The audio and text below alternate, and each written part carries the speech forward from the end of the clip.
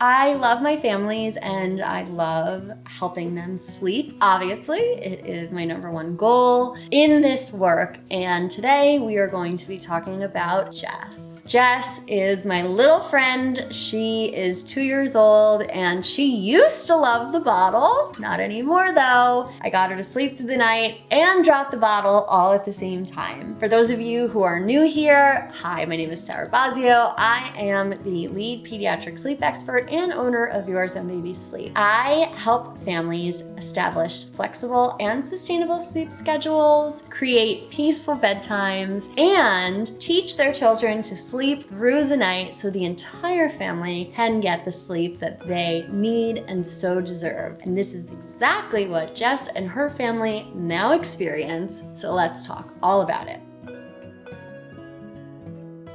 Little disclaimer before we get started, Jess isn't the name of the toddler who I worked with. I want to be confidential and protect the anonymity of the family who I supported. So this is a real story, but I am going to make sure I leave any identifying information out. Where did Jess start and why did her parents come to me looking for sleep help? They had actually tried to sleep train about 4 or 5 months prior to calling me, and it was unsuccessful. There was a little disconnection between mom and dad, and mom was doing the bulk of the sleep training. Dad was kind of sleeping right through it, and moms, you might relate to this.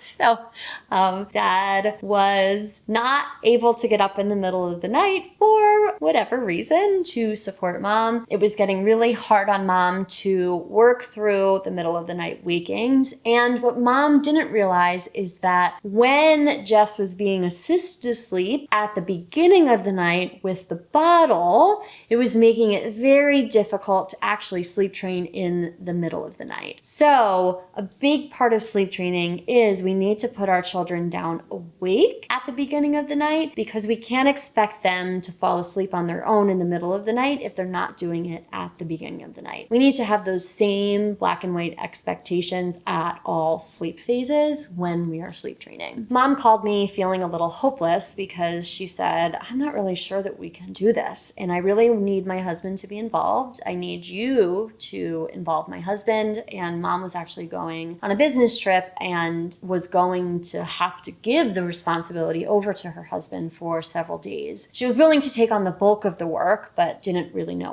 where to start. So she said her goals were to have Jess fall asleep alone, on her own at bedtime, independently, and to be able to sleep through the night without any night wakings and wake up at a reasonable hour. Jess was in daycare, so daycare was taking care of the nap schedule 5 days a week, and they weren't as concerned about weekend naps because they had a pretty busy and active life with 2 older siblings. So most of their naps were probably going to be on the go, and I'm okay with that when we need to incorporate flexibility during the daytime. The other piece of this puzzle was that Jess needed to complete the sleep training while they were room sharing with mom and dad because the other rooms were being occupied by the older siblings, which is totally possible to sleep train in the room with mom and dad. We just needed to get creative in the first couple nights with creating a visual divider between the crib and mom, or having mom and dad kind of camp out in another space in their house so that Jess wouldn't be confused about who was going to assist when they woke up in the middle of the night. The toughest part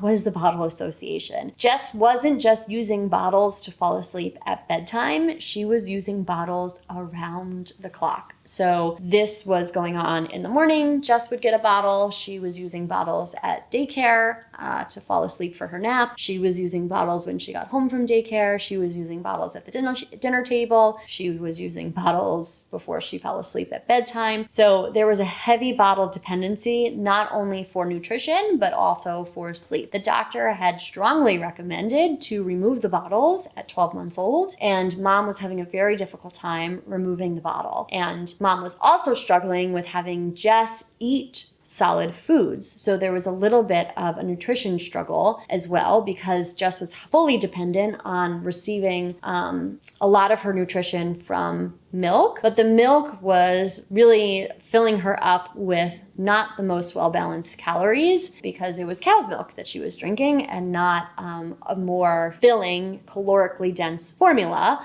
like she used to get when she was a baby. As a side note, this is something that I see very often, that oftentimes when kids aren't sleeping well, they're not eating well. Or oftentimes when we have the bottle incorporated for too long, like well beyond the time that our pediatricians recommend, or when we have already transitioned outside of formula and we're still offering the bottle, what we see is that it really can affect our children's ability to eat a well-balanced, solid meal. So once our children are above the age of 12 months, there really is no need to have any type of milk anymore. It is not a requirement. We can keep it if we would like to as a complement to the meal, right? As part of hydration, just like you would have water as part of a meal.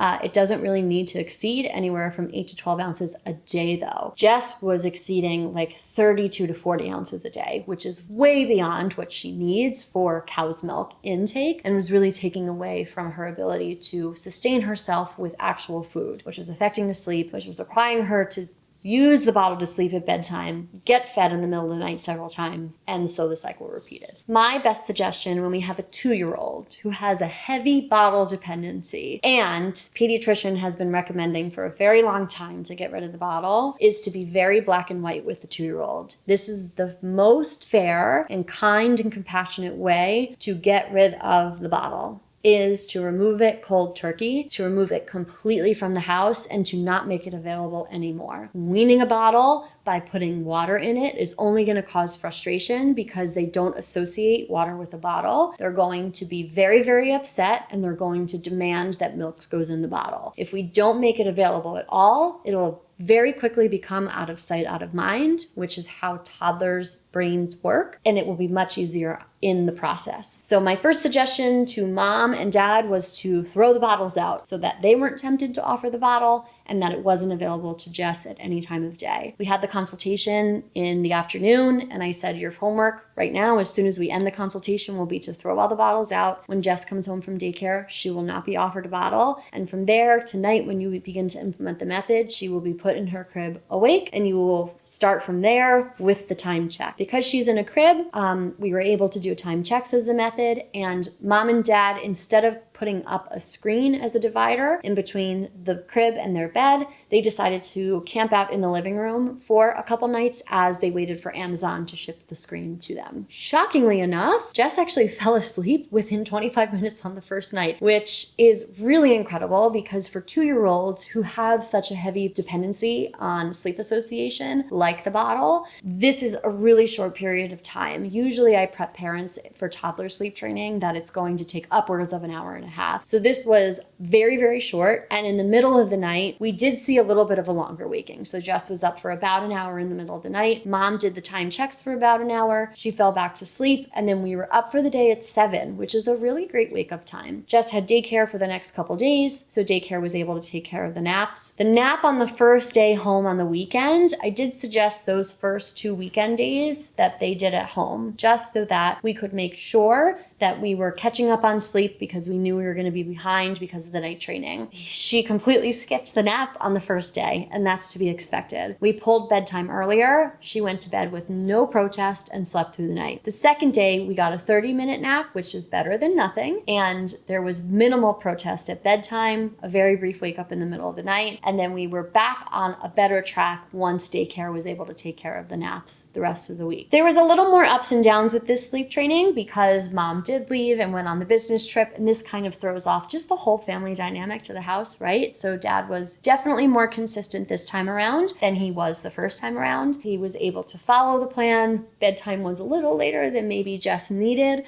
So this caused maybe a little more of a waking or a little bit more of difficulty falling asleep at bedtime. But ultimately, by the end of the 3 weeks, what we had was a really established onset of sleep of about 10 to 15 minutes in the beginning beginning of the night. She was asleep by 8 o'clock, and she was consistently sleeping through until 7 a.m. And she was taking that 2-hour nap at daycare or that nap on the go when she was going everywhere for her siblings' activities on the weekend. The biggest success of this, aside of course from the fact that everybody was able to get more sleep, was that mom reported that Jess's eating had significantly improved. She started to eat meals, actually sit down and eat food on her plate. And this was something they saw within the first week of sleep training because she wasn't having 40 ounces of milk in her belly, right? And the bottle transition wasn't as challenging as mom had expected because within a few days, Jess didn't even remember the bottle anymore. We have to remember that our little ones' brains don't have the memory that we have, right? They don't have the associations that we have as